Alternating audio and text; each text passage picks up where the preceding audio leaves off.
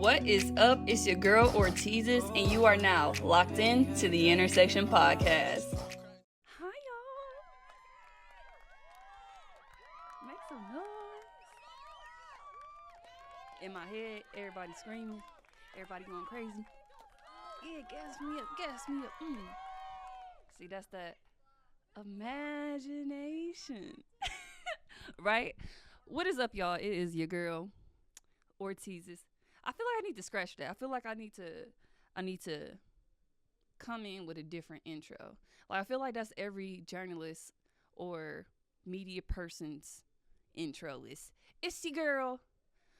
What if I ain't your girl? What if I don't like you? Or what if you don't like me? I'm not your girl. But I am a woman. So maybe, let's see. Y'all gonna have to help me with this. Let's see how this works.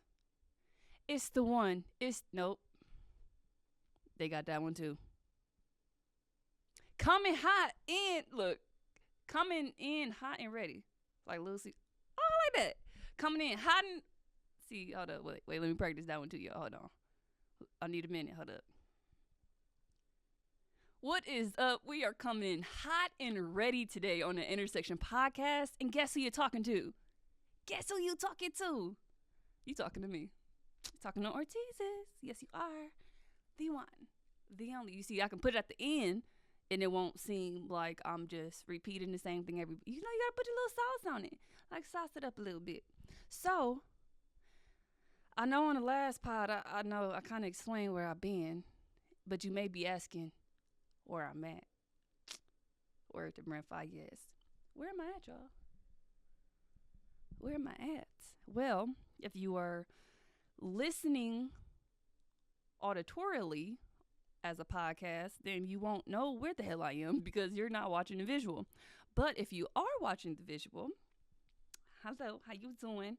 I'm actually in a live installation of the owner and editor-in-chief of Copyright Magazine's culture project.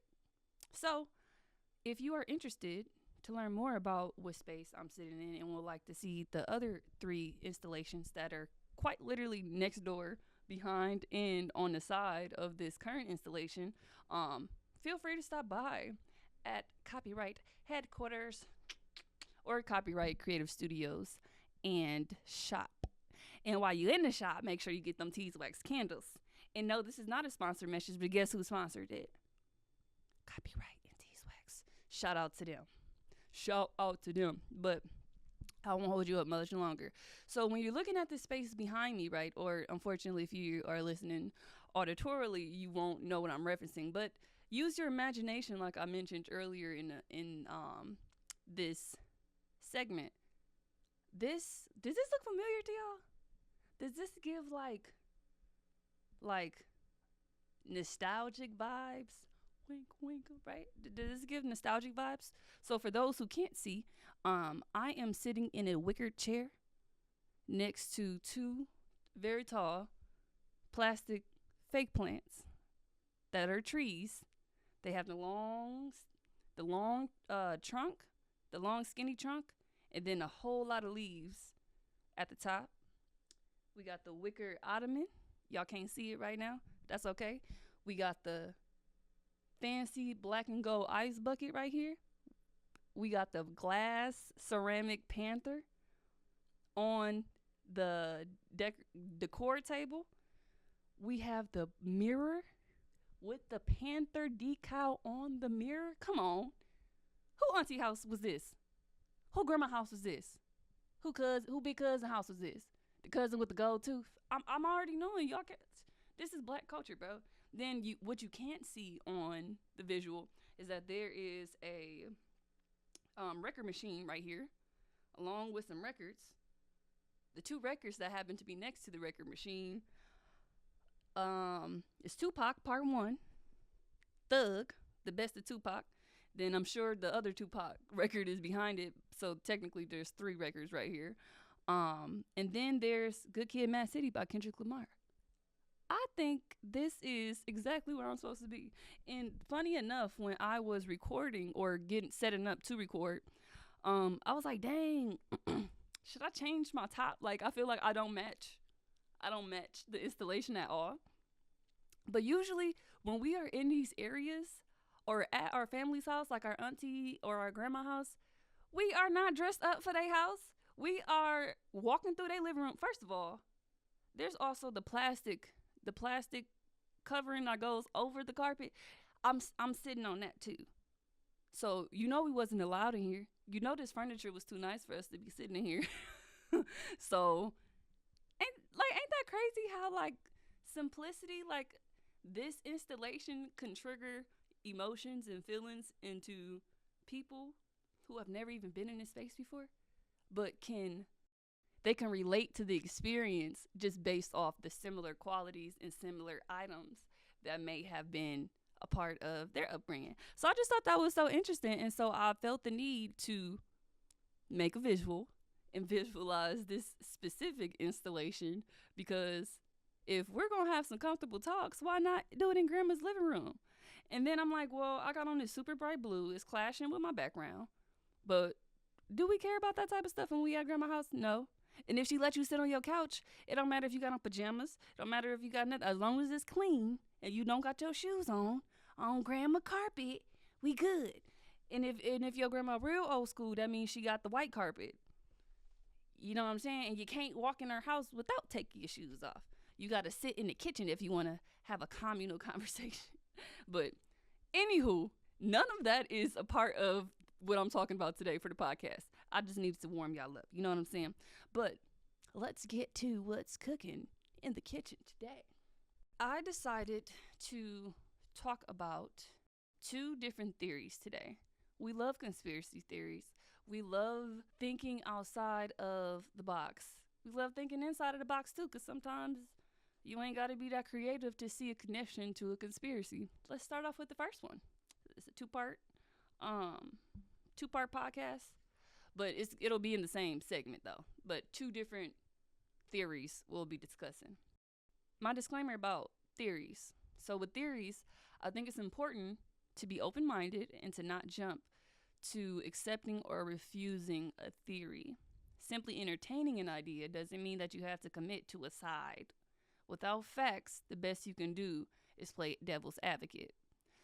Usually with conspiracy theories, there is not a whole lot of factual based evidence. Clearly, because it's a conspiracy theory. We love definitions of words, right? So if you don't know what a conspiracy theory is, now is your time to pause the pod and Google it, because I will be Googling things in real time, and I'm not going to waste your time right now Googling something. So this is your time to Google what a conspiracy theory is. So I was scrolling on Facebook. It's nothing bad, y'all, I promise. It's actually something good I found on Facebook this time. It's not no BS. It's not no drama. It's a conspiracy theory, right? Facebook be having it sometimes. This is the first question. I'm going to read the articles or the posts, and then I'll give my reflections on how I feel or what that looks like for me. Sorry, y'all. Is the sun conscious? A new hypothesis proposes the sun might be aware, and it has sparked renewed dialogue in scientific circles. Biologist Rupert Sheldrake is among a small group of researchers exploring whether the sun, with its vast complexity in rhythmic electromagnetic activity, might exhibit a basic form of awareness. The idea draws from panpsychism, a philosophical framework that suggests consciousness could be a fundamental aspect of matter, present to varying degrees throughout the universe. It doesn't mean the sun thinks or feels like we do, only that it may operate with some primitive level of self-organization or internal responsiveness. While there's no experimental evidence to support this idea, it intersection podcast, with modern theories like integrated information theory, which proposes that consciousness might emerge from systems with high-level information integration, not just brains, but potentially other complex structures. Sheldrake suggests the sun's electromagnetic fields could serve as an interface for awareness, much like the brain's own electric rhythms.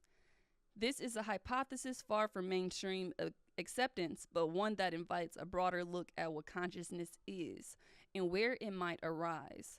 Whether or not the sun is conscious, questions like these challenge us to rethink the boundaries between matter and mind.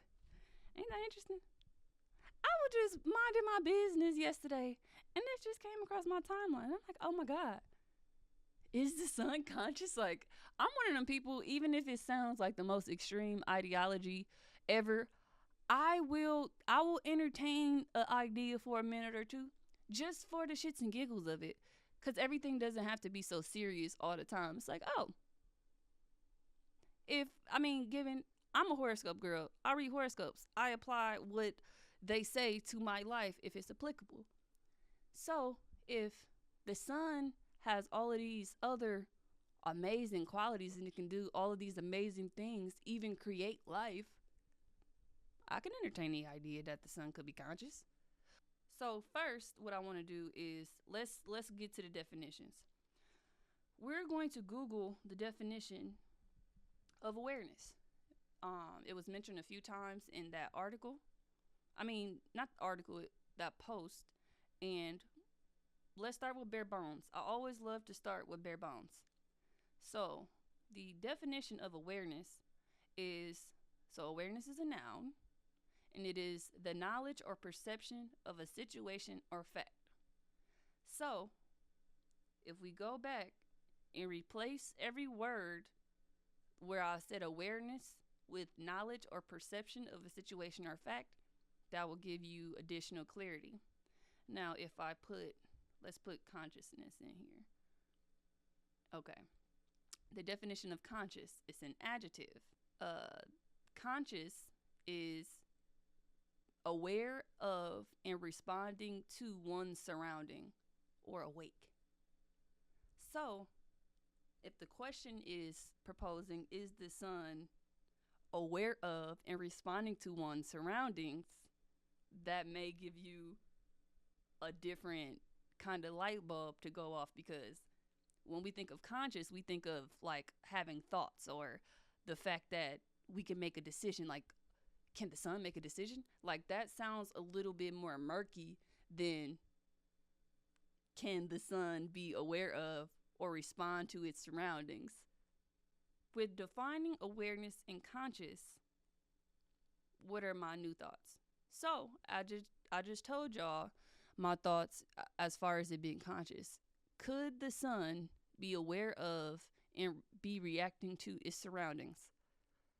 Yes, it could. I think that is a possibility.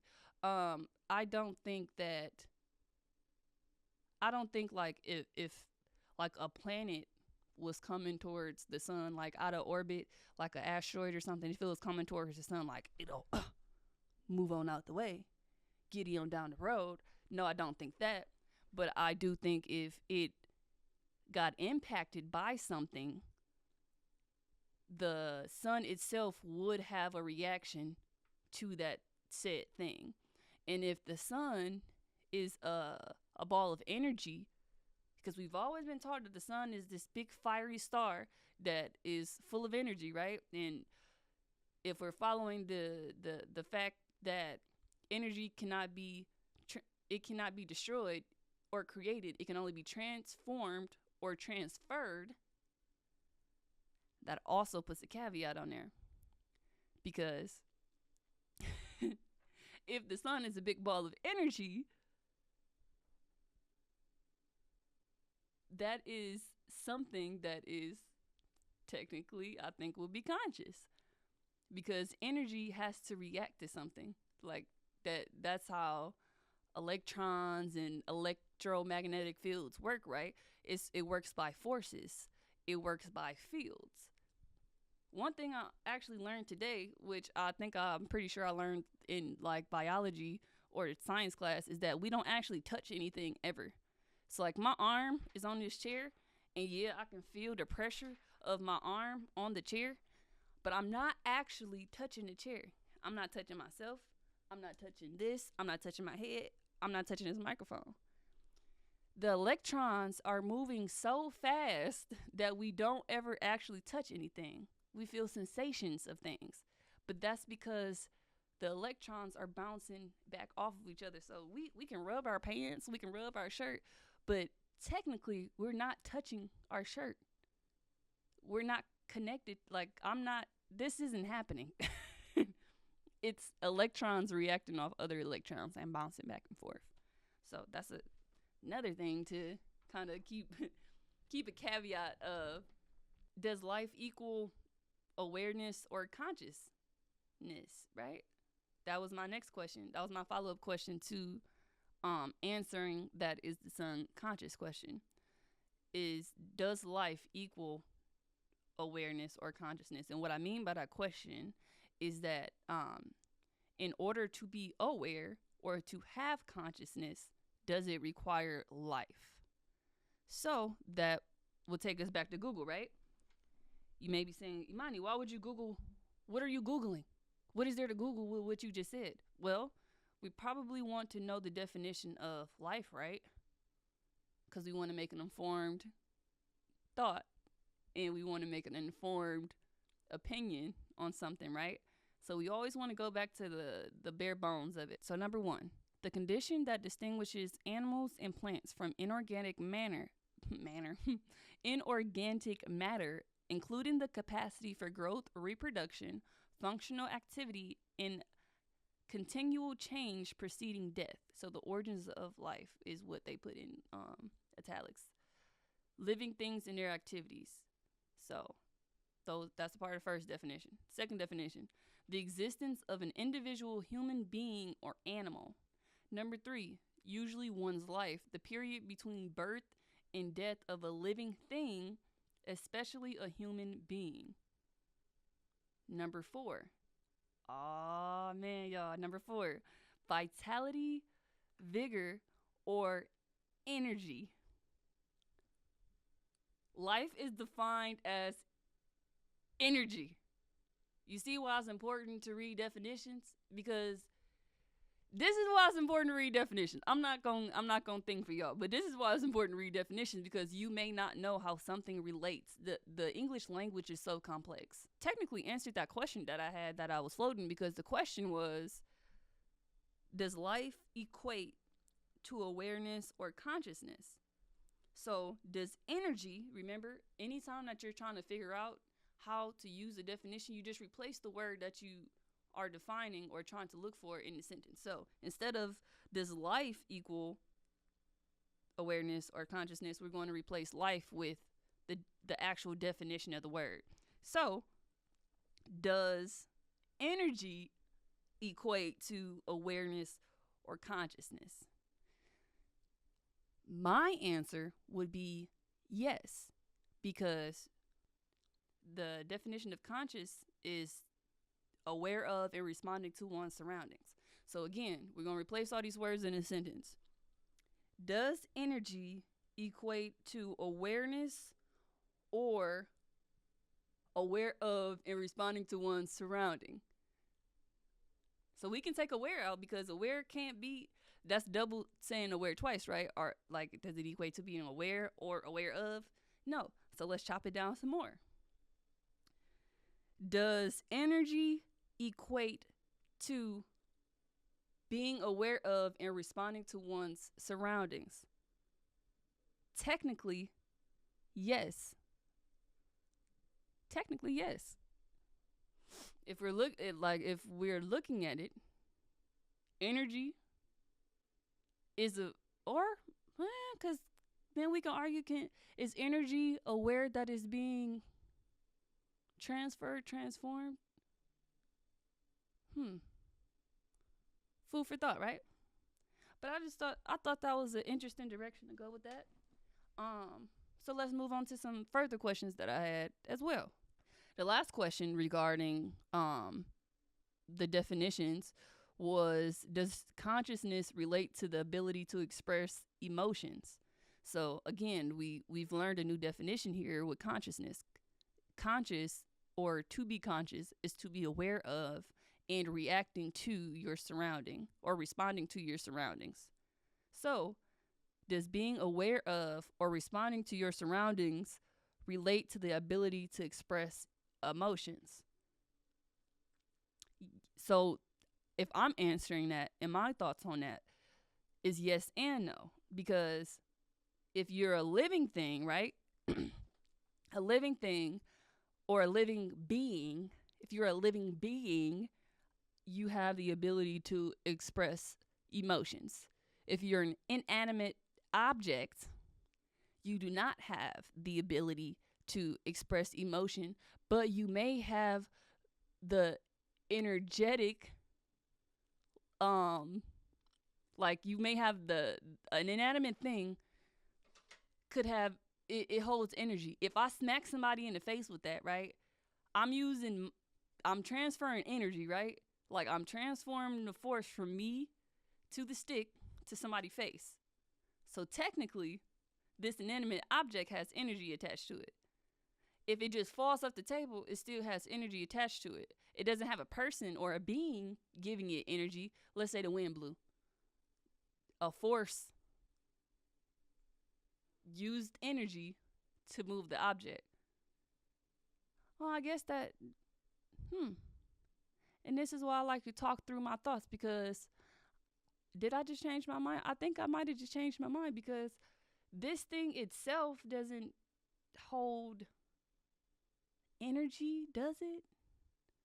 But technically it does, because it's a thing, right? In order for it to be a thing, there has to be electrons, there has to be all of these scientific things to make it a thing, right?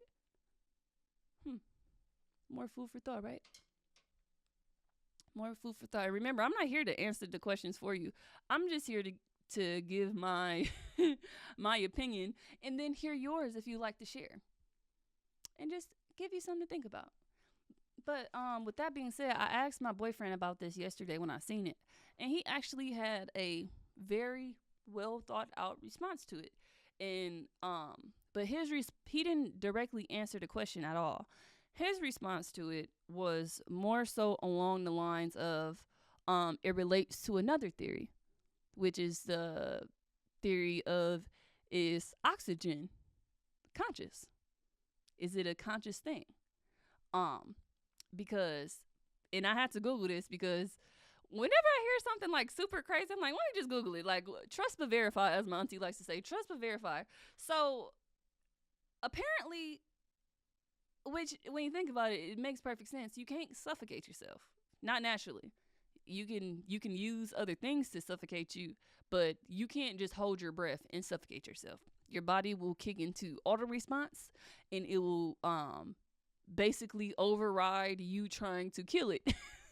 So basically think of you trying to just sit here and hold your breath, right? If I just sit here and try to hold my breath with nothing constricting me or suffocating me externally, at some point when I'm about to get to the point of blacking out, my body is going to automatically respond and make me start breathing again. That is on Google, and that's what Google said. Google said you can't suffocate yourself. Your body won't let you. You can drown, but the reason why you drown is because you're being suffocated with water. You're inhaling water. So you're not drowning because you lost consciousness. You're drowning because you're inhaling water, which is in response suffocating you. But that is an external thing happening internally. You see what I mean? I hope y'all following. And if I lost you, I'm sorry. Try to jump back on the chariot. I'm sorry. But I say all that to say, holding your breath doesn't kill you. You just lose consciousness. So you technically can't suffocate yourself. Our bodies have safety mechanisms and automatic responses, like the motor cortex. The motor cortex is what actually senses when you're holding your breath too long, or if you're not getting enough oxygen in a certain amount of time. So that's what makes you start breathing again. If you're like manually holding your breath, it's your motor cortex. Fun fact, right? We love learning when we're on the Intersection Podcast, right? Because I wouldn't be telling y'all nothing stupid, because I'm a smart girl. No, I'm just playing. No, I really wouldn't tell y'all nothing stupid. I don't give medical advice or professional therapy advice. Go see your therapist. I am not licensed for that. I am just funny. And I have a lot of knowledge about random things. And that's why people like me. And that's why y'all listen to me. Or maybe y'all listen to me, I don't know. I ain't gonna say nothing bad. Hey, if you hear, you hear. If you're not, then how do you know that I'm referring to you? Anyways, so that is a theory about the sun and if it's conscious or not. So thank you for sticking through that. I know that was a little long-winded, but I'm making up for lost time. Okay. So anyway, we're gonna move on to part 2 of the podcast. Right now, I just want to take this moment to plug Teeswax. Teeswax.com has all of your candle supply needs. If you're trying to catch that drip, you know where to find it. The Pale collection is tizwax.com. Get you and your boo some candles. Let's get the aroma. You just got a new apartment, girl or boy. Why you ain't got no candle in there? And why it ain't Teeswax? Why you got this Better Garden paraffin wax? You don't need that. You don't need the Bath and Body Works paraffin wax. You don't need that. That's actually very toxic for you. What you need is them Teeswax candles. And they're the only candles with drip. Do with that information as you will. Come shop the goods. Anywho, back to our second part of the podcast on the intersection today. Oh, wait. I forgot something super important. I wanted to share with y'all a response that I seen on the post regarding is the sun conscious. In this comment, I'm not going to say the person's name, but if they're listening, they'll know that this is them.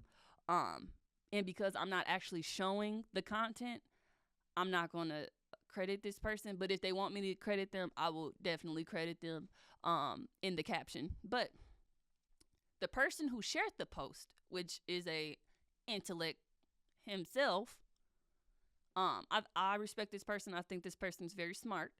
And that's a lot coming from me because I think people are stupid. Anyway, they responded to the post and said, if I share my thoughts, y'all gonna think I'm on drugs. And that just made me so much more interested to hear what the theory was. Like, oh my God, people gonna think you're on drugs? That's the kind of conversation I want to listen to.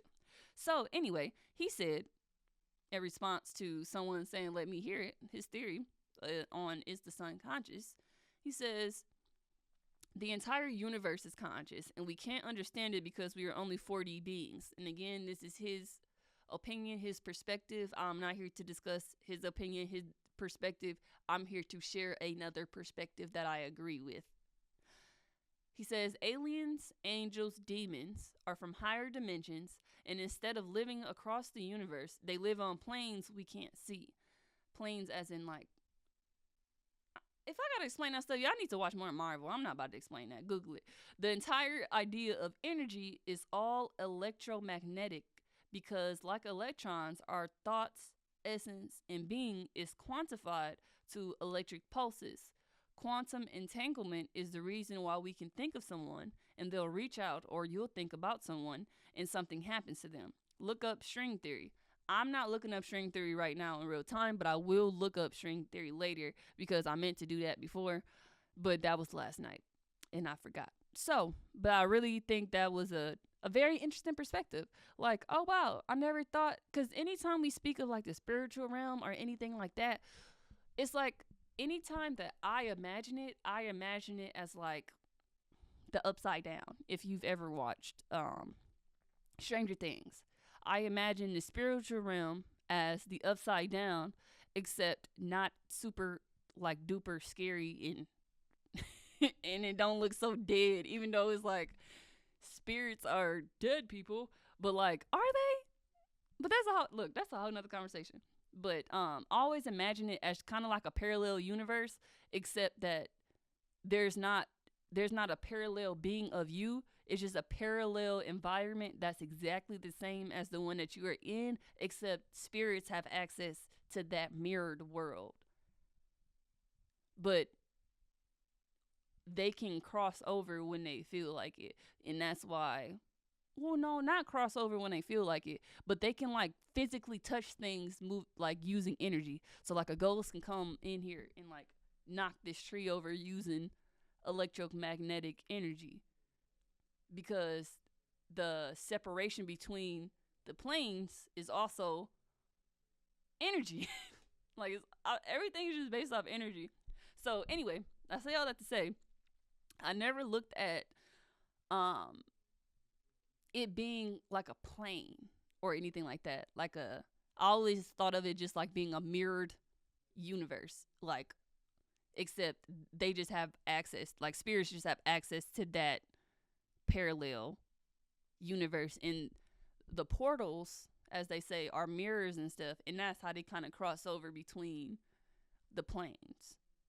I think that obviously all of those entities are much smarter than us. Because I don't know, if you're in a higher dimension than us, then I just assume that you're smarter.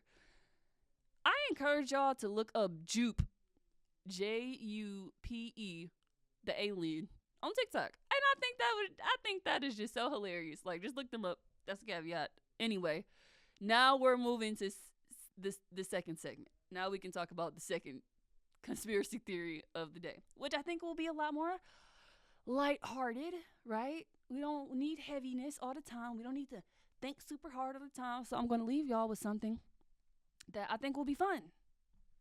Something that you can actually do with other people.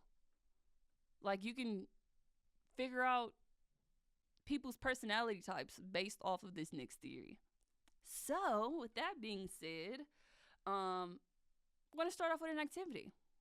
I want you to stop right now what you're doing and tell me or say out loud the first thing that comes to your head when I ask this question. And I'm going to give you some time to think before or prepare before I ask the question. Okay? You ready? You sure? Okay, here's the question. Remember, say the first thing that comes to your mind. What day of the week are you? Just say whatever comes to your head. And don't confuse this with what's your favorite day of the week. That's not what I'm asking you. What day of the week are you? Say it. I personally, when I first did it, I said Thursday. I really said, I'm like a Thursday, Wednesday. Because I'm thinking of the work week. We're talking about the full week, people. What day are you? I think I'm Thursday. So, with that information, you know what that means? That means I'm about to read y'all something. Now that you have your answer, and do with what that answer you will, right? That's your business. I'm going to read you an article based off what I just asked you. And what we're about to talk about is something called the weekday theory. And it's a peek into your subconscious mind. Ooh, shaking a table. So this is an article written by Felicia for the Win on June 23rd of 2024. I believe in crediting all journalists. I am a journalist myself. So shout out to you for doing the work. I am just reading it. All right. So there's this neurological condition called synesthesia, where your senses are cross-wired in a way that allows you to, for example, see colors when you hear music or taste flavors when you read words. Imagine that hearing someone say the word apple could actually cause you to taste an apple in your mouth. Or that when you listen to music, you also see colors dancing along to the drums in the song. These are relatively rare experiences of synesthesia, but there are more common forms that you are more likely to have experienced yourself. Here's another pause moment. Pause for a moment. Close your eyes. If you're driving, please don't close your eyes. But if you're sitting, close your eyes and try to envision the letter A. Once you have the idea of it in your mind, ask yourself if the color of A that you are imagining happened to be red. If so, you just experienced a more common form of synesthesia known as grapheme color synesthesia. This occurs when individuals perceive letters or numbers, graphemes, as inherently colored. So like seeing or envisioning the word girl and it pops up as pink, or envisioning the word boy and it pops up in font as blue. That's pretty much kind of what they're referring to. There's also ordinal linguistic personification synthesis. Oh, not synthesis. Synesthesia. So let me say that again. There's also an ordinal linguistic personification synesthesia. Individuals with OLP involuntarily attribute human like characteristics, such as personalities or genders, to sequence categories such as letters or months. So, for example, the letter A might be perceived as a woman, or it may be perceived as a stern, authoritative figure.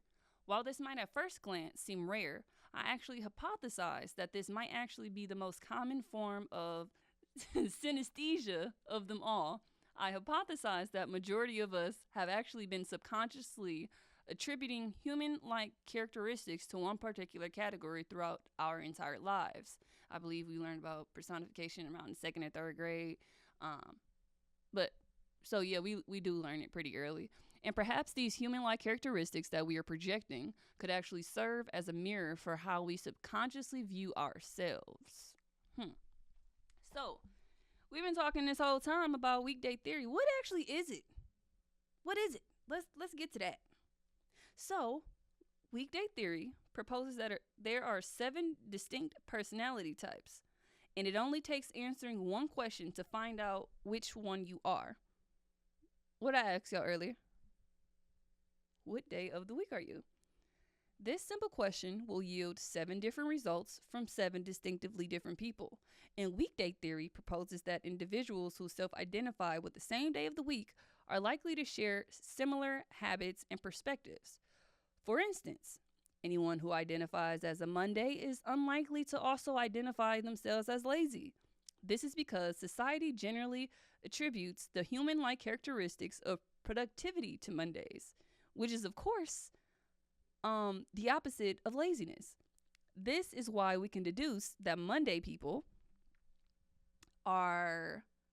they likely have similar habits and behaviors that are distinctly unlike those of lazy people. Because clearly, if they're associating their self with a day that we think is like producing a lot of productivity, and you're a lazy person, you're not gonna say that you're a Monday. If you're a lazy person, you're probably gonna say like a Sunday, right? But don't take my word for it. We're gonna figure it out together. So, weekday theory is based on the idea that society generally attributes the same human-like characteristics to certain days of the week. For example, productivity and ambition to Mondays and Tuesdays, and leisure and relief to Saturdays and Sundays. This is why this one simple question may actually present an unexplored opportunity to observe how we truly, subconsciously, and internally view ourselves. Here's what your day says about you. So before we talk about y'all, we're going to talk about me, right? If y'all were listening, y'all know that I said that I think the first answer that came to my head when I asked myself, what day of the week are you? Thursday. Thursday sound it like to me, because I envisioned a work week, not a full week. Thursday, I'm always like, one more day to the weekend. And I feel like my personality probably give one more day to the weekend too. Like, we pushing through, we optimistic, we got one more day to work, right? So I'm going to skip to Thursday, and we're going to talk about me, and then we can talk about y'all. But we're going to talk about me first. So to my Thursdays, if you blurted out Thursday when you asked yourself what day you are, this is for you, okay? Optimistic, forward thinking, social. The description of a Thursday person would be, Thursdays are often characterized by optimism and anticipation for the approaching weekend. People who identify with Thursday might see themselves as forward-thinking and hopeful, looking ahead with a positive outlook. They might also be sociable and collaborative, enjoying the camaraderie and teamwork that often marks the end of the work week. Struggles with dealing with pessimistic people, aka Debbie Downers. If you know me, I do not like bad vibes. The vibes gotta be vibing, or you gonna get the asshole Imani. You're not gonna get Ortiz's. You're gonna get asshole Imani, because don't try to bring my vibe down, because yours down. If you're having a bad day, have a bad day by yourself. But if I'm having a bad day, I may spill off into you, but I'm also going to correct myself and be accountable. Be like, okay, you might be catching a stray. That wasn't for you. I'm sorry. Let's get back to our Monday people. Shout out to all the Mondays out there. I am not a Monday. I don't hate Mondays though, but I'm not a Monday. I know I'm not a Monday. It never gave Monday. But let me not say that because I don't know the descriptions yet. So let me not say that. If you think you are a Monday, your characteristics are as follows. You are determined, ambitious, and resilient. Your description is Mondays are often seen as hardworking and focused, embodying the determination to start new tasks and face the challenges of the week ahead. People who identify with Monday might see themselves as goal-oriented, resilient, and ready to tackle new beginnings with a strong sense of purpose. They might also feel a sense of responsibility and dedication, pushing through the initial inertia to get those things moving. They struggle with knowing when to stop working. So if you identify as a Monday, you probably a workaholic. You probably push through when it ain't nowhere to push through. Shout out to you. And no, I'm not a rapper. I'm a journalist and a media host and a civil servant. Okay, anyway. Tuesday, if you're a Tuesday, because the club is going up, y'all. Characteristics, energetic, productive, driven. Description. Tuesdays are typically viewed as energetic and productive, building on the momentum started on Monday. Individuals who resonate with Tuesday might perceive themselves as highly driven and efficient and enjoy making significant progress on their goals. Tuesday people are often proactive and well balanced. They also tend to be dependable and reliable. Struggles with fear of failure or fear of missing out. Dang, I low-key sound like a Tuesday. Anyway, shout out to my Tuesdays out there. Wednesday, if you are a Wednesday, this message is for you. Characteristics of a Wednesday are as follows. Balanced, reflective, adaptable. A little adaptability in there, okay. Description. Wednesdays are seen as the balanced midpoint of the week, offering a moment for reflection and adjustment. Those who identify with Wednesday might see themselves as adaptable and balanced, capable of handling a variety of tasks with poise. They may value introspection and use this time to recalibrate and maintain equilibrium in their endeavors. Struggles with being the center of attention. This is funny.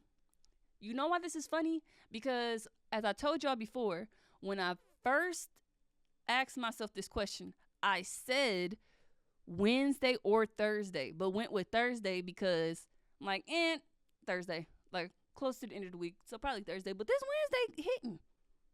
So if you're a Friday person, the characteristics are as follows. You're joyful, you may be sociable, you may be relaxed.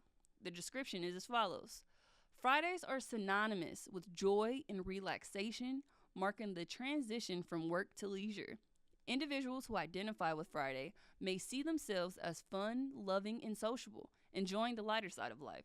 They are likely to value relaxation and social interactions, embracing the sense of pride and relief that comes with the end of a work week. Struggles with having to deal with people who don't speak their minds. Don't you hate them kind of people? Like, don't complain to me when the situation done happened in front of both of us and you ain't say nothing when the situation happened. No, say it in that moment. Please, just say it in the moment. You telling me is not going to help because all I'm going to do is ask you, okay, what did you do? What did you do to help yourself? Anyways, if you're a Saturday, this message is for you. Saturday characteristics. Free-spirited, adventurous, leisurely. Description. Saturdays are often viewed as free-spirited and adventurous, offering a break from routine and an opportunity for leisure activities. Those who resonate with Saturday might see themselves as independent and spontaneous, valuing freedom and exploration. They are likely to enjoy indulging in hobbies and spending time with loved ones without the constraints of a schedule, struggles with having to do boring tasks. I can see myself in a little bit of all of these days. I ain't gonna lie. Maybe I'm a Monday, Tuesday, Wednesday, Thursday, Friday, Saturday, Sunday. Might be all of those. If you're a Sunday person, your characteristics are as follows. You're reflective, peaceful, restorative. Ooh, look at you, Sunday people. Description. Sundays are typically seen as peaceful, restorative, a time for reflection and preparation for the week ahead. Individuals who identify with Sunday might perceive themselves as calm and contemplative, valuing rest and spiritual or personal renewal. They are likely to prioritize self-care and family time, appreciating the slower pace and tranquility of the day. Struggles with having to deal with anxious people. So if you a Sunday, you easy like Sunday morning. You don't like dealing with anxious people. Who does? I can be anxious sometimes. And I don't like dealing with me when I'm like that either. Funny enough. But I'm curious to know what days of the week you all are. So if you are listening to this pod, thank you for one, because God gave us 2 ears and a mouth for y'all to listen to me talk. No, just what? I'm just playing. But not just playing, because I appreciate y'all tuning in and listening. Just to hear a little bit of what I got to say at the intersection. And one of the things that I'm trying to get in the habit of doing is mentioning at some point during the pod what I or my guest or is at the intersection of currently. So right now, I guess I would be at the intersection of creativity. And I say that because, funny enough, the theme of this episode was conspiracy theories. And the only way to have a healthy conversation about conspiracy theories and have a good back and forth or banter with anybody is you having to be optimistic and open-minded about the possibility of this thing actually being true or false, right? We don't have evidence of it being either, right? So, with that being said, again, thank you for tuning in this week. Did I say what I was at the intersection of? No, I didn't. Okay, so I'm at the Oh no, I did say it. Creativity. Like I'm in a creative space right now, and I'm trying to figure out when to press the gas and when to press the brake, and when to cruise. Cruising is cool because you got the momentum, but if you take your foot off the gas, eventually the momentum is gonna slow down. So you just gotta remember, while it's cool to cruise, sometimes you do gotta speed it back up to keep that momentum going. So that's what I'm at the intersection at.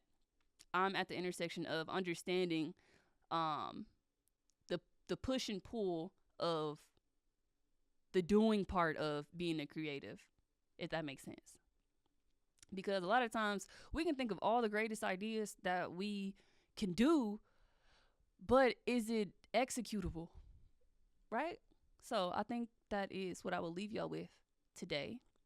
And thank you so much for tuning in. If you're watching visually, isn't it such a cute setup? Like, oh my God, if you want to come see it, it's 2201 North MLK Drive. The entrance is on Garfield Street. Come and see the space, because there's a lot more where this came from. There's a lot here at Copyright. And you guys should be a part of it. And you should come see what we're talking about. But you know that already because you are a #1 fan of this podcast, and you know that we are sponsored by Copyright Magazine and Tees Wax Candle Company. And they wouldn't sponsor someone or something that was crazy, right? Right? Y'all wouldn't listen to nothing that's crazy, right? Y'all just wasting y'all time. But thank you for spending the time that you do have on this earth with me for the last hour or so. And with that being said, it's your girl Ortiz's, and I'm signing out. Maybe I should you know what I should do?